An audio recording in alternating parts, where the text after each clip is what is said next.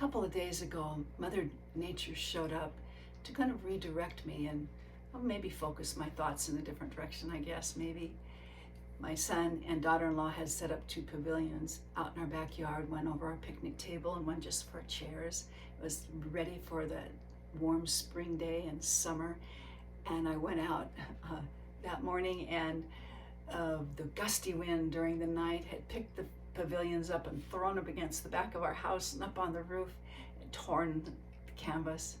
Yeah, gonna have to think of another way for us to have a sweet spot outside. It's so funny. It doesn't matter how much you plan, you're just gonna have those bumps, and it's okay. Hi, I'm Jeanne, and today's reflection is drawers and pockets. In my journey with Jim, the surprises and mysteries within his realm are endless.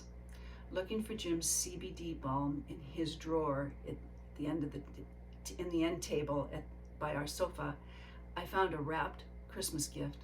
I realized our son and daughter-in-law must have left it behind when they visited, and Jim had found it in his nighttime explorations. The drawer holds an ever-changing collection of what feels important to Jim in the moment. His pockets do too. From his Costco card to a collection of almonds or a wad of toilet paper, his pockets are often full. This was one of the first signals I had that he was in a cognitive shift, because of what he gathered and held, and because of how important it was to him. Back then, it felt like one of the oddities in his realm. Now it doesn't. I don't believe for a moment that his pocket and drawers are holding random items. I'm recognizing he's finding a way to keep his life organized, leaving me clues about what's essential for his sense of well-being. It made me wonder how that's reflected in my life. My iPhone that I carry from place to place and often in my pocket comes to mind. My favorite paring knife is tucked between the pipe hands so that it won't find their way into Jim's drawers. My toothbrush is hiding in the back of the bathroom drawer so Jim doesn't use it. Like him, I'm organizing what is essential for my well-being, and it would look just as odd to someone looking in on my life. And maybe that's the whole thing. As we change and life changes, we find ways to keep what's important close to us, safe, ready to be used when needed. When it comes to Jim's cognitive shift, that's something to celebrate, at least respect, rather than use an example of his life going awry. Meanwhile, in my earth-dwelling world, going to bed last night, I dreaded getting up to the predicted snow, but as I looked out the window this morning, delightful Christmas and Santa sentiments were ignited.